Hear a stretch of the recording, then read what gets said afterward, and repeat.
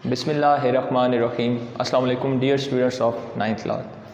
आज हमारा lecture number 16 और टॉपिक आप देख रहे होंगे, ये तो आपकी पुरानी बुक के चैप्टर नंबर 4 का था, तो ये चैप्टर नंबर 2 सर ने इसमें कहाँ से आ गया, तो ये आपकी नई बुक है।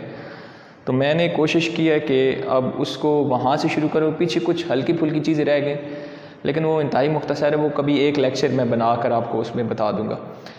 लेकिन जो आगे की चीज़ें भी बयान करनी थी पाकिस्तान बनने से बात, तो ये बिल्कुल सिलसिला अच्छे तरीके से आ रहा था। तो इस चैप्टर का हिस्सा भी है जो आपका चैप्टर नंबर 2 है, और आपका ये चैप्टर नंबर 2 का ये पार्ट जो है ये चौथे चैप्टर से लिया गया नई बुक में। तो अब हम इसकी तरफ बढ़ेंगे। तो आज का हमारा टॉपिक है पाकिस्तान की इब्तदाई मुश्किलात। पाकिस्तान बन गया, उजलत में बना हुआ पाकिस्तान 1 साल बाद का कहा गया, लेकिन साजिश थी ज़ाहिरी तौर पर लॉर्ड माउंटबेटन और हिंदुओं की, कांग्रेस वालों की।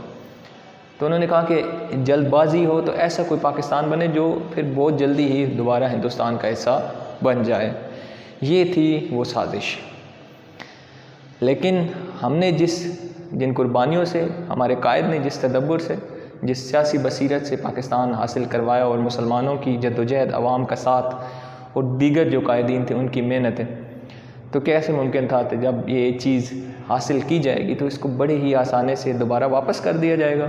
ऐसा कुछ नहीं था। हम देखते हैं कि पाकिस्तान बनना, लेकिन पाकिस्तान बनने के साथ कौन कौन से मसाइल हमें सामना करना पड़ा। ये तल्ख़ हकीकतें हैं जो कि अब तारीख़ का हिस्सा हैं। पाकिस्तान बनने के साथ जो मसाइल है उसमें सबसे पहले हम बात करेंगे, और वो है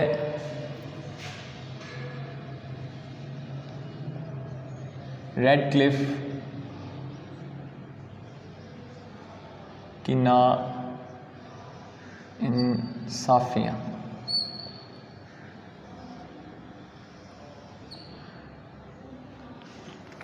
इसको आप लिख सकते हैं सरहदों की गलत तकसीम या इलाके की गलत तकसीम, कुछ भी कह सकते हैं।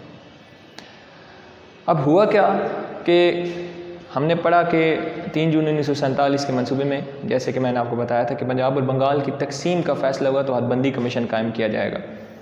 2 मुसलमान जज जो 2 गैर मुस्लिम पंजाब, और 2 मुसलमान जज और 2 गैर मुस्लिम जज बंगाल की तरफ से किसको साथ में उनको थोड़ी सी देखभाल में अपनी सरहदों की तयन करवाएंगे और मदद देंगे। तो वो थे रेडक्लिफ, जो कि इस हदबंदी सरबराह था, हदबंदी कमीशन का सरबराह था।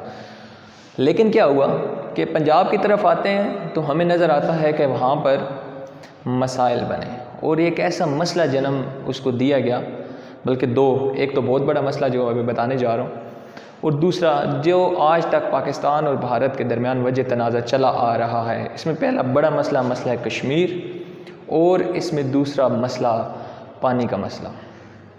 कैसे कि ज़िला फ़िरोज़पुर की तहसील फ़िरोज़पुर, बटाला और ये पठानकोट वगैरह, ख़ास तौर पे पठानकोट जो है ये जो थी ना, ये भारत को दे दी गई। ये मुस्लिम अक्सरियती इलाके थे, लेकिन इन ज़िलों की कुछ इलाके जो तहसीलें ये, और ज़िला फ़िरोज़पुर की ज़ीरा वगैरह जो इलाके हैं, ये भारत को सपोर्ट कर दिए गए। इससे 2 तनाज़े बने। एक तनाज़ा बना कि पठानकोट का इलाका देने की वजह से कश्मीर तक की रसाई जो है वो फराहम कर दी गई भारतीय फ़ौज को, और फिर ऐसा ही हुआ, भारत ने अपनी अफवाज वहाँ से दाखिल की, कश्मीर पर कब्ज़ा कर लिया। 1948 में पाकिस्तान और भारत के दरमियान मसला कश्मीर पर पहली जंग शुरू हुई, और ये जंग क्या हुआ कि भारत इस मुकदमे को खौफ सलामती कौंसिल में लेके गया। कहा गया कि हमारा अंदरूनी मामला है, राजा ने इल्हाक कर दिया। हालांकि वो इल्हाक गलत था। कुछ इल्हाक जो राजाओं ने पाकिस्तान के साथ किए थे, तो उसने इस हवाले से फ़ौजकशी करके उन रास्तों पर कब्ज़ा कर लिया, जिसमें जूनागढ़, मनावदर, मंगरोल, हैदराबाद, दक्कन। चले हैदराबाद दक्कन को साइड भी लगे, लेकिन ये जो 3 रियासतें कही हैं, इनके नवाब और राजा ने पाकिस्तान के साथ इल्हाक का फ़ैसले किया। लेकिन उन्होंने कहा कि आबादी की अक्सरियत हिंदू है इन रियासतों में, तो ये कैसे मुमकिन हो सकता है कि वो पाकिस्तान के साथ रहें। ये सूरत हाल जब नाबा और कश्मीर में पेश आई, तो भारत ने कहा नहीं, राजा ने जो फ़ैसला कर दिया उसके साथ चलेगी, जबकि वहाँ पर हिंदू आबादी नहीं थी, अक्सरियत में मुसलमानों की आबादी थी। पाकिस्तान ये मुकदमा सलामती कौंसिल में जो भारत लेके गया, उसके जवाब में कहा पाकिस्तान की अंदरूनी मामला नहीं है, कश्मीर में मुसलमानों की कसीर तादाद है, वो पाकिस्तान के साथ रहना चाहते हैं, तो वहाँ पर इस्तिस्वाब राय होना चाहिए। सलामती कौंसिल ने करारदाद पेश की कि पहले तो जंग बंद करें आपस में, फिर वहाँ पर इस्तिस्वाब राय कराया जाएगा, लेकिन वो आज तक ना हो सका। इससे आगे हम बढ़ते हैं। हदबंदी कमीशन के बाद दूसरा जो बड़ा मसला बना, और वो बना हमारे लिए पानी का मसला। इस हदबंदी कमीशन की वजह से अप्रैल 1948 में ही ये मसला शुरू हो गया, और बिल आखिर वो फिर आलमी बैंक के ताउन से सिंध ताश माहिदा 1960 हुआ। तो हदबंदियों की तकसीम गलत होने की वजह से पाकिस्तान के साथ जिन इलाकों में था वो ना आ सके, और इस गलत तकसीम की वजह से, जो कि लॉर्ड माउंटबेटन के कहने पर की गई, और की किसने, रेडक्लिफ ने, तो कश्मीर तक की रसाई भारतीय फ़ौज को मिल गई। उसकी लगाई हुई आग आज भी इस इलाके में जल रही है, और ये आने वाले वक्त अल्लाह बचाए हम सबको, लेकिन जैसे कि 27 फरवरी 2019 को ये दोनों जो मुल्क हैं वो एटमी जंग के दहाने पर पहुंच गए, और कश्मीर ही वजह तनाज़ा था। पुलवामा का वाक़या उसको बुनियाद बनाकर उन्होंने हमारी सरहदों को अबूर करने की कोशिश की, और अपने पेलोड्स गिराए और वापस चले गए, और उससे अगले ही दिन पाकिस्तान ने उनको भरपूर जवाब दिया। लेकिन ये बात इतनी आसान नहीं थी कहना, एटमी जंग बहुत बड़ी जंग होती है, पूरे इलाके तबाह हो जाते हैं। मसला कश्मीर अगर ऐसा ही रहा तो ये मुल्क किसी बड़ी जंग की तरफ बढ़ जाएंगे। इसके बाद हमारे पास दूसरी हेडिंग आती है, और वो है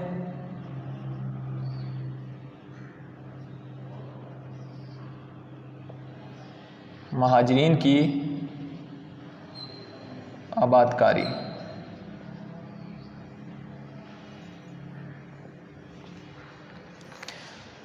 पाकिस्तान बनने के बाद जिन मुसलमानों ने पाकिस्तान की तरफ हिजरत की, ये दुनिया की बड़ी हिजरत करार पाई। 1.25 करोड़ से ज़्यादा मुसलमानों ने यानी कि पाकिस्तान की तरफ हिजरत की, ये बहुत बड़ी हिजरत थी तारीख़ की। लेकिन उन मुसलमानों को यहाँ पर संभालना, उनके लिए जगह, उनके लिए खाना पीना, उनकी रिहाइश का बंदोबस्त करना आसान काम नहीं था। कायद-ए-आज़म ने इस सूरत हाल को भांपते हुए कराची से अपना हेडक्वार्टर लाहौर शिफ्ट किया, मुंतकिल कर लिया, और कायद-ए-आज़म रिलीफ फ़ंड बराए महाजरीन कायम किया, और साहिब सरवत, साहिब हैसियत लोग और जो थे हमारे पास तंजीमें थीं, समाजी तंजीमें, लोगों के लिए जो काम करती हैं फलाह व बहबूद की, उनको दावत दी कि आप लोग आगे बढ़ें और रकूम दें ताकि इन महाजरीन को आबाद किया जा सके। लुटे पटे महाजरीन पहुँचे पाकिस्तान, रस्तों पे कत्ल हो गए, ट्रेनों की ट्रेनें वाघा और बरकी ऐसी पहुंची जिनके में इंसानी लाशों की जो ताफून था, जली हुई लाशों का, वो मीलों दूर से ही आना शुरू हो जाता था। कसीर तादाद में मुसलमानों को शहीद किया गया रस्तों पर। ऐसे ऐसे दिलखराश वाक़े जो शायद बयान भी ना किए जा सकें, लेकिन वो महाजरीन पाकिस्तान पहुँचे, और यहाँ की आवाम ने बड़े दिल खोल कर उन महाजरीन को यहाँ पर आबाद करने की हर लिहाज से कोशिश की। अगर देखा जाए तो उनको खुराक फराम की गई, अद्वियात फराम की गई, उनके लिए खाने पीने का बंदोबस्त किया गया, और फिर जो मतरूका जायदाद थी, यानी कि यहाँ से जो हिंदू और सिख ये इलाका छोड़कर चले गए, उनकी जायदादें उन महाजरीन को अलॉट की गई। तो ये मामला जो है ये पाकिस्तान की इब्तदाई मुश्किलात में से एक था, और ये मामला आसान नहीं था।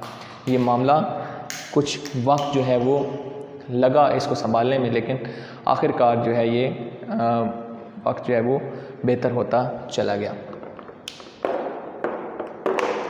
इसके बाद हमारे पास हेडिंग आती है, और वो है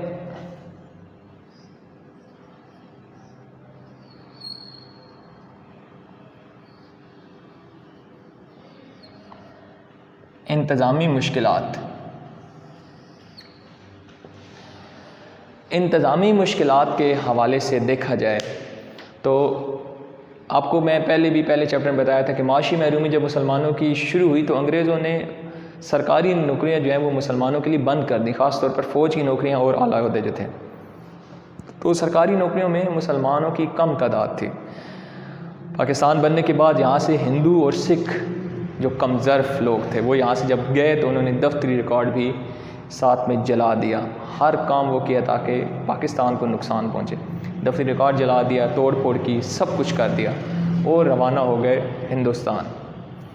अब पीछे इंतज़ामी अमूर को संभालना कोई आसान नहीं था। सिर्फ 81 मुसलमान थे जो आला ओहदे पर भी, जिनको इतना तजर्बा नहीं था कि मामलात कैसे संभाल जाएंगे। बहरहाल उन्होंने इसको संभालने की कोशिश की। दूसरी तरफ जिन एयरलाइंस ने पाकिस्तानी अफसरान को पाकिस्तान लेकर आना था हिंदुस्तान से, तो जो एयरलाइन थी भारत की, उन्होंने आने से इनकार कर दिया। उन्होंने यानी कि हम उनको लेकर नहीं आएंगे। इसके बाद जो दफ्तरी रिकॉर्ड जो पाकिस्तान को पहुंचना था, सिखों ने और हिंदुओं ने उन ट्रेनों की पटरी उखाड़ दी कि ये ट्रेन ना चलेगी, ना दफ्तरी रिकॉर्ड जो कि पाकिस्तान के काम आ सकता है वो पाकिस्तान पहुंचाया जाए। तो ये इंतज़ामी मुश्किलात वो थी जो पाकिस्तान को बनने के बाद फेस करी। यानी कि भारत ने हर वो काम किया जिसकी वजह से पाकिस्तान को एज़ाब पहुँचाया जाए और उसको ख़राबी और पाकिस्तान अपने कदमों पर खड़ा ना हो सके। इसके बाद हमारे पास हेडिंग आती है और वो है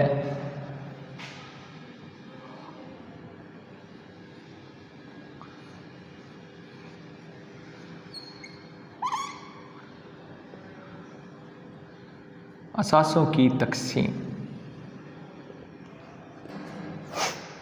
असासों की तकसीम देखी जाए तो रिज़र्व बैंक ऑफ इंडिया जो था उसमें भी खैर भारत ने जो है ना वो पाकिस्तान को देने में बहुत ज़्यादा हीले बहाने जो है वो किए। हम कभी देखा जाए तो रिज़र्व बैंक ऑफ इंडिया वो पूरे हिंदुस्तान के लिए एक बैंक था, पाकिस्तान और हिंदुस्तान के, लेकिन उससे पाकिस्तान के लिए कोई आप नहीं रख सकते थे कि भलाई होगी। पाकिस्तान के हिस्से में जो असासे आते थे वो 750 मिलियन थे। इब्तदा में ये 200 मिलियन दिए गए, फिर आलमी बरादरी में रसवाई की डर से 500 मिलियन और दिए गए। हालांकि साथ शर्त लगाई गई थी, कश्मीर हमें लिख दें हम आपको सारे पैसे अदा कर देंगे। 500 मिलियन अदा किए गए और 50 मिलियन आज भी वाजिबुल अदा हैं भारत की तरफ, कि भारत ने पाकिस्तान को 50 मिलियन रुपए आज भी अदा करने हैं। उसमें जो बैंक्स थे उसकी अगर देखें 467 तादाद बैंकों की थी, जिसमें पाकिस्तान के पास आने थे 89, और उसके बाद कारखानों की तादाद देखी जाए तो 394 कारखाने थे पूरे हिंदुस्तान में। पाकिस्तान के हिस्से में 14 कारखाने आए। बाकी जो थे ये सारी सूरत हाल देखी कि सारी माशी सूरत हाल हर लिहाज से फ़ायदा किसको हो रहा था, भारत को, क्योंकि वो हब था। तमाम चीज़ें भारत के पास रहीं, पाकिस्तान के पास कुछ नहीं है। और उन्होंने हर वो कोशिश मुमकिन की कि पाकिस्तान को उसकी हिस्से की रकम ना दी जाए, क्योंकि अगर रकम मिल गई तो अपने वो मामलात संभाल लेगा, चाहे वो इंतज़ामी मामलात हैं, महाजरीन को संभालने का मसला है और दीगर मसाइल हैं फ़ौजी असासों के हवाले से। वो तमाम चीज़ें जो हैं पाकिस्तान पैसे मिलने की वजह से अपने तमाम इंतज़ाम बेहतर से कर लेगा और अपने लिए बुनियादें मजबूत करता जाएगा और ये एक मुस्तहकम मुल्क बन जाएगा। और ये कैसे चाहते थे? ये बिल्कुल भी नहीं चाहते थे कि पाकिस्तान एक मुस्तहकम मुल्क बने। इसके बाद हमारे पास हेडिंग आती है और वो है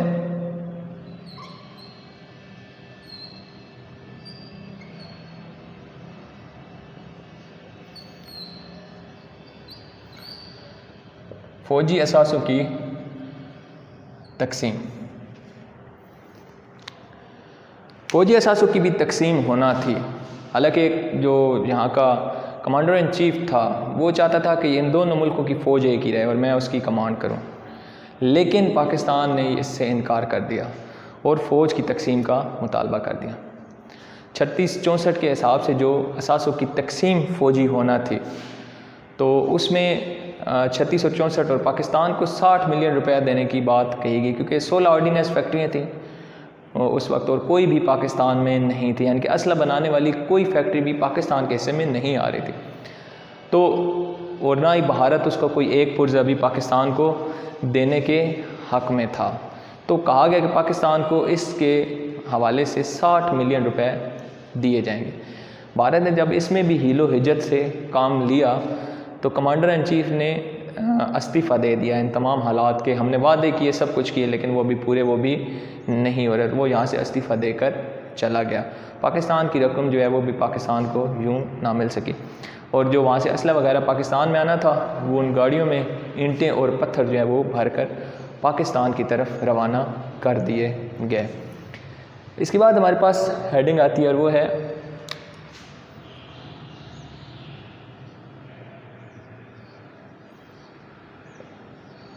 दरियाई पानी का मसला। ये ज़राअत आपकी हेडिंग बनी, ज़राअत का मसला, ये इसको आप इसके साथ ही कर सकते हैं। जैसे मैंने आपको बताया था कि पंजाब में जो हदबंदी में ख़राबी की गई उसकी वजह से कश्मीर तक का रास्ता मिल गया भारतीय फ़ौज को। ये एक बड़ा तनाज़ा था और इसके साथ पानी का मसला एक दूसरा बड़ा मसला था। हुआ बिल्कुल ऐसा कि अगले ही साल 14 अप्रैल यानी कि अप्रैल 1948 में भारत ने पाकिस्तान की तरफ आने वाले दरियाओं का पानी जो है वो रोकना शुरू कर दिया। ये किस वजह से हुआ कि जो हेड वर्क्स थे जहाँ से पानी की निकासी की जाती है, भेजा जाता है और रोका जाता है, वो हेड वर्क्स इस गलत हदबंदी की वजह से वो चले गए भारत के पास मधुपुर और इधर यानी कि दरियाए सतलज और दरियाए रावी के जो हेड वर्क्स थे फ़िरोज़पुर, वो दोनों चले गए भारत के पास। अब भारत ने पाकिस्तान की तरफ आने वाले पानी को रोक लिया। ये मामला छोटा नहीं था। बैनुल-अक़वामी तौर पर कानून है कि दरियाओं का जो रास्ता है वो तब्दील नहीं किया जा सकता। जैसे दरिया जिस हवाले से जिस तरफ बहते हैं उनको रोका नहीं जा सकेगा। भारत ने पाकिस्तान को नुकसान देने के लिए ये हथकंडा इस्तेमाल किया कि दरियाओं जो पाकिस्तान की तरफ बहते हैं उनको किसी तरीके से रोका जा सके। अब क्या हुआ कि ये पाकिस्तान क्योंकि एक ज़रई मुल्क था, सनती तो था नहीं और आज भी एक ज़रई मुल्क है, तो ये पाकिस्तान की ज़राअत को मुकम्मल तौर पर ख़त्म करने के मुतरादिफ था। भारत को भी जानता था अगर ये कदम उठाया जाए तो पाकिस्तान ज़रई एतबार से ख़त्म होगा और फिर बिल आखिर टूटा फूटा एक पाकिस्तान जो है वो फिर हिंदुस्तान में शामिल हो जाएगा। ये मसला संगीन नोयत का था और बिल आखिर इस मसले का हल किया आलमी बैंक ने 1960 में, जब सिंध तास मुआहदा हुआ। सिंध के पानी का मसला यानी कि एक मुआहदा जिसकी वजह से क्या हुआ कि 3 दरियाओं पर भारत का हक़ मान लिया गया और 3 दरियाओं पर पाकिस्तान का हक़ मान लिया। सिंध, चनाब और जेहलम पाकिस्तान के हिस्से में आए, ब्यास, रावी और सतलज जो है वो भारत के हिस्से में चले गए। इसके बाद हम देखें शायद आपकी उधर किताब की हेडिंग में रियासतों का तनाज़ा भी इसमें शामिल किया जा सकता है।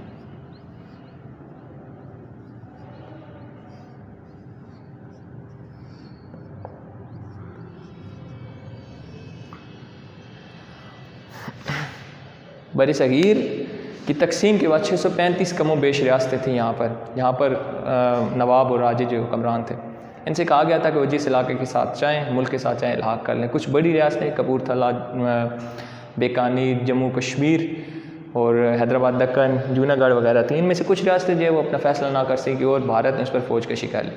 इन रियासतों में जो बड़ी रियासतें थी जो मैं आपको बता चुका हूँ, उसके हवाले से अगर देखा जाए तो जम्मू कश्मीर, हैदराबाद, दक्कन, नाभा, मंगरोल, मनावादर और जूनागढ़, इन रियासतों का मसला हुआ और भारत ने इन सब पर फ़ौजी ताकत को इस्तेमाल करते हुए इन पर कब्ज़ा कर लिया। कहा गया था कि नवाब जिसके साथ इल्हाक़ करना चाहे, अगर ये बुनियाद भारत खुद इस्तेमाल करता तो फिर तो बात थी, लेकिन इल्हाक़ इंतहाई यानी कि साजिशी तरीके से किए गए। जूनागढ़, मनावादर, मंगरोल पाकिस्तान के साथ इल्हाक़ करना चाहिए था, उसके ऊपर इन्होंने कब्ज़ा कर लिया। हैदराबाद, दक्कन खैर पाकिस्तान के साथ इल्हाक़ करना चाहती भी नहीं कर सकती थी क्योंकि इसकी कोई सरहद या पानी का रास्ता पाकिस्तान से नहीं मिलता था, उस पर भी कब्ज़ा कर लिया। 11 सितंबर पर उसका मुहासरा किया दारुल हुकूमत का और 17 सितंबर पर उसका कब्ज़ा कर लिया। जम्मू कश्मीर पर भारत ने कब्ज़ा कर लिया, उसकी वजह से जंग हुई और उस जंग के वजह से पाकिस्तान और भारत के दरमियान ताल्लुकात मज़ीद कशीदा होना शुरू हो गए। कुछ हिस्सा कश्मीर का पाकिस्तान के पास आ गया जिसको आज़ाद कश्मीर कहते हैं, और बाकी जो हिस्सा था वो जम्मू कश्मीर जिसको हम कहते हैं मकबूजा कश्मीर, वो भारत ने उसके ऊपर अपना ग़ासबाना तसल्लुत जो है वो कायम किया हुआ है। ये था हमारा इब्तदाई जो है ना मुश्किलात का टॉपिक। तो हम इसमें शेर जो है वो लिख सकते हैं, मुद्दई लाख बुरा चाहे क्या होता है वही होता है जो मंजूर खुदा होता है। यानी कि भारत वाले चाहते थे किसी तरीके से पाकिस्तान ख़त्म हो जाए, दोबारा बर सग़ीर अखंड भारत का तस्वर जो है वो मुकम्मल हो, लेकिन उनका दावा गलत था। जो खुदा चाहता है वैसा होता है और अल्लाह ताला ने इस मुल्क को कायम दायम करना था और इंशाअल्लाह ये क़यामत तक कायम दायम रहेगा। ये तो बेटा आपका आज का टॉपिक, इस पर थोड़ी सी फिर रोशनी डालते हैं। सबसे पहले आप रेडक्लिफ की नाइंसाफ़ियाँ लिखेंगे, जो सरहदें गलत बांधी गई, जिसकी वजह से बहुत से मुस्लिम इलाके जो भारत में चले गए, पानी का मसला बन गया, और उसके साथ मसला बन गया मसला कश्मीर। इसके बाद महाजरीन की आबादकारी ख़ुद बड़ा मसला था। खैर इसको भी पाकिस्तानी कौम ने जो है मिलकर इसको संभाला। इंतज़ामी मुश्किलात थी वो भी ख़त्म हुई, लेकिन वो थी असासों की तकसीम का आपको बताया, फ़ौजी असासों की तकसीम आपको बताई जा चुकी है कि वो सारी ऑर्डिनेंस फैक्ट्रियाँ उधर थी, यहाँ से कोई पुर्जा पाकिस्तान वो आने नहीं दे रहे थे, जो पैसे मिलने थे वो भी ना मिले। दरियाई पानी का मसला उसी सरहदी नाइंसाफ़ी की वजह से हुआ, और रियासतों की तनाज़ा बता चुका हूँ कि भारत ने इन पर फ़ौज कशी करके कब्ज़ा कर लिया। ये था आपका आज का टॉपिक। अल्लाह हाफ़िज़।